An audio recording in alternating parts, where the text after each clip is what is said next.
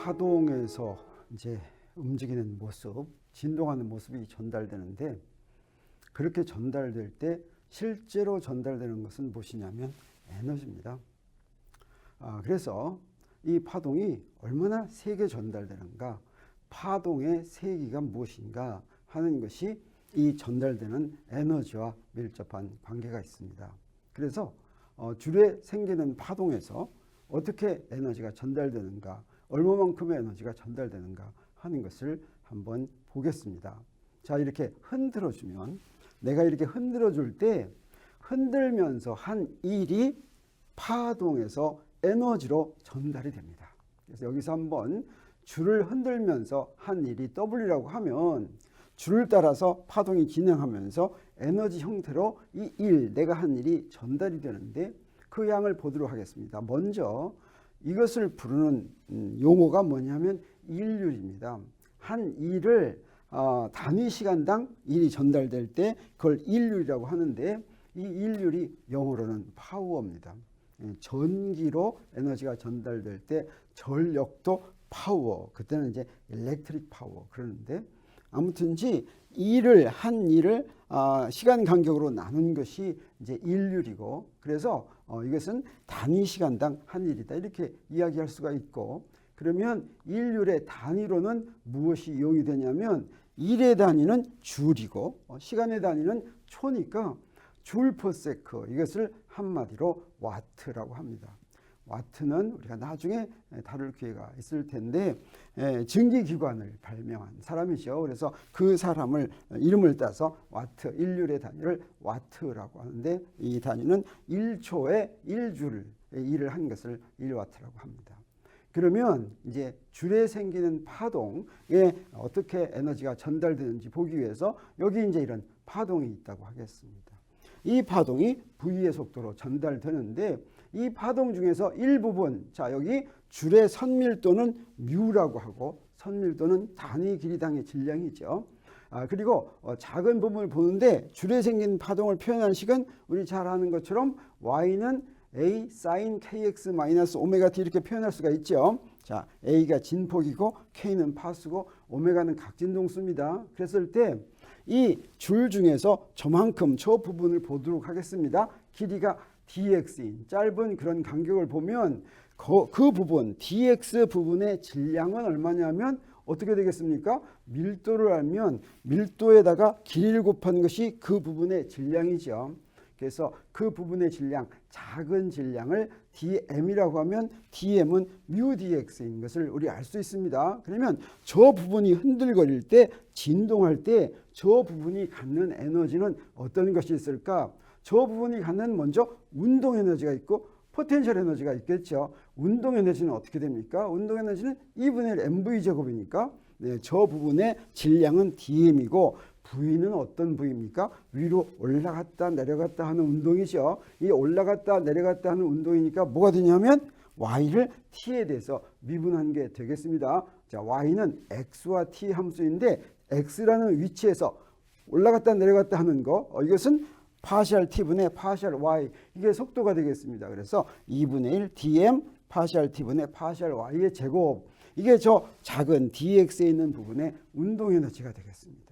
그리고 포텐셜 에너지는 어떻게 되느냐? 저게 이제 이렇게 진동한다고 할 때 진동의 포텐셜 에너지는 우리 탄성 개수를 K라고 하면 2분의 1 KX 제곱 이랬죠. 네, 여기서는 어떻게 되냐면 X에 해당하는 거 변이가 얼마냐면 Y입니다. Y. 그 다음에 오메가 제곱이 무엇에 해당했냐면 M분의 K에 해당했죠. 그래서 질량을 곱하면 이게 바로 K에 해당하는 게 되겠어요. 그 포텐셜 에너지는 어떻게 쓸 수가 있냐면 2분의 1 dm 오메가 제곱 Y 제곱 이렇게 쓸 수가 있습니다. 그래서 dx 부분을 지나갈 때 dx 부분의 총 에너지는 이 두 에너지를 더한 것이다 이렇게 이야기할 수가 있겠습니다.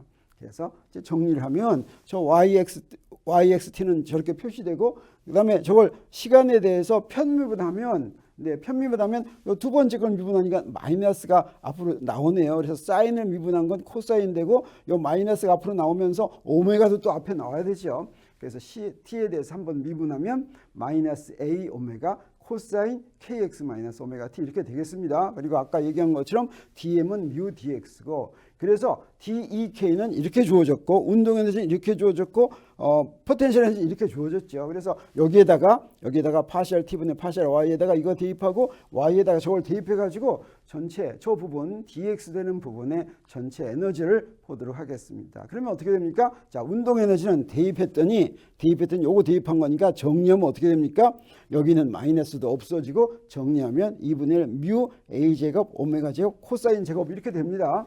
그리고 포텐셜 에너지도 아까 여기다 대입했습니다. 여기는 그대로 대입하면 되겠죠.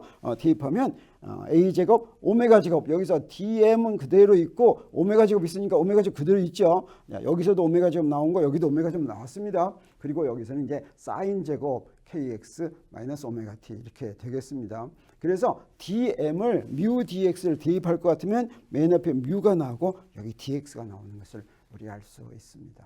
그래서 이거 두 개를 더하면 이 두 개를 더하는 것을 저 dx 부분의 역학적 에너지다 이렇게 이야기할 수 있을 텐데, 그 역학적 에너지는 두 개 더하니까 사인 제곱 코사인 제곱하고 똑같은 거죠. 그 다음에 사인 제곱하고 더했으니까 앞에 계수는 다 똑같으니까 그대로 더하면 그 부분은 1이 돼서 사인과 코사인 항이 제곱한 걸 더하니까 1 돼서 없어졌습니다. 네, 그래서 그 부분의 역학적 에너지는 이렇게 되는 것을 우리 알았습니다. 그러면 이 파동이 지금 이제 움직이고 있죠. 그래서 전달되는 에너지를 볼 것 같으면 이렇게 지금 움직이고 있으니까 역학적 에너지는 금방 구한 것처럼 두 개 합한 것이 운동 에너지와 포텐셜 에너지를 합한 것이 2분의 1 뮤 a 제곱 오메가 제곱 dx였습니다. 자, 이게 전달되는데 얼마만한 시간 간격 동안에 전달됩니까?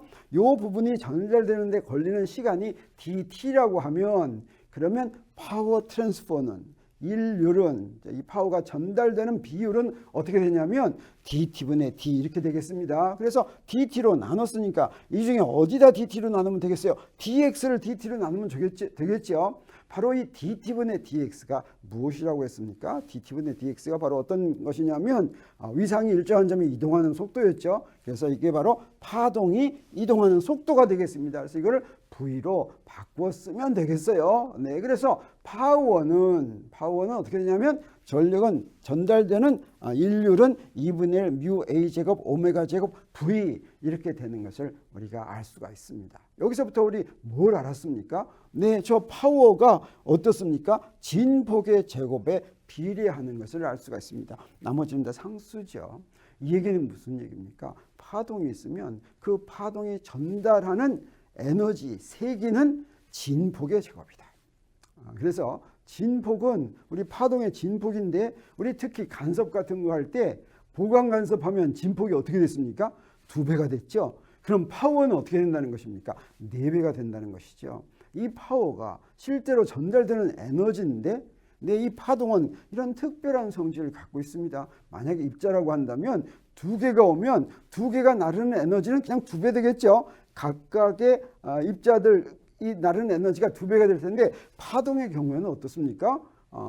하나만 올 때의 에너지는 a제곱이고, 또 다른 거 하나만 올 때의 에너지도 a제곱인데, 두 개를 합하면 진폭이 2a가 돼가지고 그것을 제곱하면 4a제곱이 되죠. 이것이 입자와 파동을 구분하는 굉장히 큰 성질이다.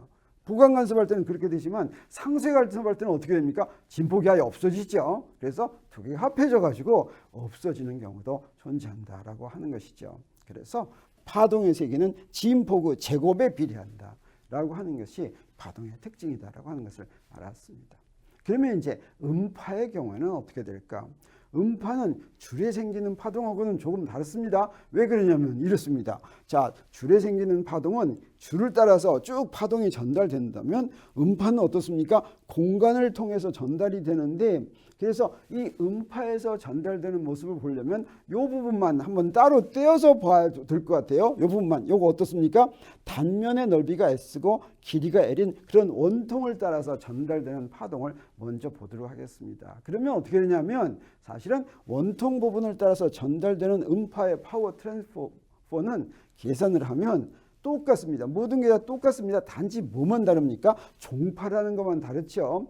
그래서 똑같이 그 결과는 우리 줄에서 구한 것과 똑같은 그런 결과가 나오겠습니다. 그래서 무엇을 쓸 수가 있냐면 그대로 파워는 2분의 1 뮤 A 제곱 오메가 제곱 V를 그대로 쓸 수가 있는데 이 뮤는 무엇입니까? 이 뮤는 줄의 선밀도였죠. 근데 이 경우에는 이제 아직 줄이 아닙니다. 그렇지만 이렇게 원통을 이렇게 한다면 이 원통의 단위 길이당의 질량 을 선밀도다 이렇게 생각할 수가 있겠습니다. 그러면 음파의 세기는 어떻게 정의가 되냐면 음파의 세기는 이 지나가는 면적이 있으니까 바로 이 파워를 무엇으로 나눈 것이냐면 이 원통의 단면의 넓이. 그래서 음파의 파워는 단위 넓이당 전달되는 파워라고 생각할 수가 있습니다. 그래서 이거 음파의 세기인데 음파의 세기 I는 S분의 P다 이렇게 이야기할 수가 있습니다. 그러면 이 음파의 세기 I는 우리가 여기서 구하는 것을 무엇으로 나눕니까? S로 이렇게 나누겠습니다.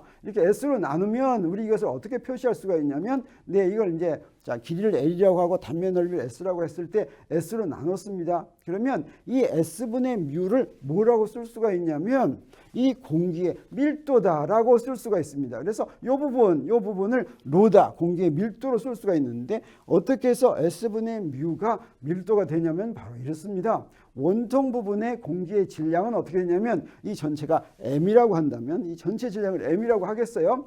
그러면 이 선밀도는 어떻게 계산할 수가 있냐면 저 M을 길이로 나누는 것이 선밀도다 이렇게 얘기할 수가 있겠어요. 선밀도는 단위 길이당의 질량입니다. 그런데 이것을 다시 뭘로 나눴습니까? 단면의 넓이로 나눴죠. 이렇게 그래서 이 부피 밀도는 질량을 저 원통의 부피로 나눈 것인데 그 원통의 부피가 바로 뭡니까? 단면의 넓이에다가 길이를 곱한 이 LS가 바로 원통의 부피가 되겠죠. 그러면 어떻게 됩니까? 원통의 부피로 나눴는데 이 L분의 M이 바로 뮤니까 이 S분의 뮤는 부피 밀도와 같다라고 하는 것을 알 수가 있겠습니다. 그래서 음파의 세기는 주류에 생기는 파동이 전달되는 그런 세기에다가 단면의 넓이로 나눈 것인데 그러면 뭐만 달라지냐면 저 선밀도를 부피 밀도로 이렇게 바꾼 것만으로 달라진다 이렇게 이야기할 수가 있겠습니다. 그러면 이제 음파의 세기와 소리의 세기를 비교해 보도록 하겠습니다. 음파의 세기는 이제 이렇게 주어졌죠. 이제 구했습니다. 2분의 1 로 A 제곱 오메가 제곱 V 이렇게 구했어요.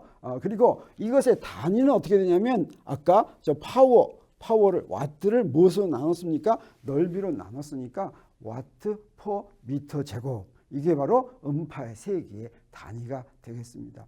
그래서 여러 소리의 세기를 이 단위로 표시해 볼 것 같으면 이렇게 생겼습니다. 여기서 들리지 않는 소리 중에서도 가장 큰 소리. 그게 바로 얼마냐면 10의 마이너스 12승 와트 퍼 미터 제곱인데 이 정도의 에너지가 전달되면 우리 귀가 통작을 안에서 들리지 못합니다. 이것을 뭐라고 부르냐면 임계소리다 이렇게 부릅니다. 이것보다 더 커지면 그때부터 들리기 시작하는데 예를 들어서 바로 옆에서 속삭이면 어떻게 되냐. 조그맣게 속삭입니다. 그게 바로 요 놈의 10배쯤 됩니다. 10의 마이너스 11승 와트 퍼 미터 제곱. 그 다음에 도서관의 소음. 도서관은 조용하죠. 이 조용하지만 사실은 거기에 소음이 있는 것이나 마찬가지인데 그것이 10의 마이너스 9승 와트 퍼 미터 제곱. 그 다음에 혼잡한 거리에서는 이것에 한 10만 배쯤 됩니다. 그래서 10의 마이너스 4승 와트 퍼 미터 제곱. 그 다음에 기계가 돌아가는 공장 하면 10 와트 퍼 미터 제곱. 그 다음에 제트 엔진이 돌아가는 저 비행장에서 굉장히 시끄러운 소리 하면 10의 제곱 와트 퍼 미터 제곱 이러는데 자 보세요. 자 우리 귀로 듣는 소리들인데 듣는 소리들의 세기가 이것은 10의 마이너스 12승에서 이것은 10의 자승이니까 그 차이가 얼마나 됩니까? 10의 14승이나 되죠. 무지무지 차이가 많이 되죠. 이렇게 무지무지 많은 차이를 우리 귀가 다 듣는 이유는 뭐냐면 사실은 우리 귀가 듣는 것은 이 파워의 세기로 듣는 것이 아니라 이 파워의 로그를 취한 지수로 듣기 때문입니다. 그래서 요 둘 사이까지 다 들을 수 있는 것이 무엇에 비례하냐면 이것의 지수, 즉 로그 함수에 비례한다라고 얘기할 수가 있겠어요. 그래서 음파의 세기가 이렇게 주어진다면 우리 소리가 얼마나 센 소리인가, 얼마나 시끄러운 소리인가 이런 걸 나타내는 단위는 무엇이냐면 음파 레벨, 사운드 레벨, 사운드 준이라고 부르는 것입니다. 이건 어떤 단위로 쓰냐면 데시벨이라는 단위로 쓰는데 어떻게 정의가 됐냐면 이렇게 정의됐어요. 비교를 했습니다. 무엇하고 비교해요? 임계소리니까 얼마라고 그랬습니까? 10의 마이너스 12승 와트 퍼 미터 제곱이라고 그랬죠. 그러면 이 임계소리는 어떻게 되냐면 어떤 소리가 임계소리면 여기다 I0를 대입하면 1이 되죠. 로그 1은 0이죠. 그래서 이런 단위로 표시를 할 것 같으면 임계소리의 경우에는 음파의 레벨이 0데시벨인 그런 게 되겠습니다. 자, 이거 가지고 이게 바로 뭐냐면 임계소리니까 10의 마이너스 12승 와트 퍼 미터 제곱이 되고 이거를 데시벨이라고 하는 단위입니다. 요 D는 10분의 1이에요. 벨이 단위입니다. 벨이. 그래서 10분의 1, 1벨에 10배 하니까 데시벨로 표시하니까 여기다 10데시벨. 그래서 요 전체가 1벨이 되는 거라고 볼 수가 있습니다. 근데 1벨은 너무 작으니까 이것을 데시벨로 표시했어요. 이때 10데시벨이 1벨인데 이때 벨은 누구냐? 그레이엄 벨이라고 하는 사람의 이름을 딴 것입니다. 그럼 벨은 누구냐? 벨은 여러분 잘 알지요. 누구냐면 미국 사람인데 영국에서 미국으로 이민한 그런 가문의 사람인데 전화기를 발명한 사람입니다. 그래서 실용적인 전화기를 발명해서 특허권을 갖고 있는 사람이고 옛날에 미국에 이제 전화기 회사가 벨 연구소 그랬죠. 네, 사실은 이탈리아의 안토니오 무체라는 사람이 벨보다 훨씬 더 먼저 전화기를 발명했는데 특허 등록을 하지 못했습니다. 그리고 이 사람이 실용적인 걸 발명해서 등록을 해가지고 이 사람이 이제 엄청 부자가 됐었죠.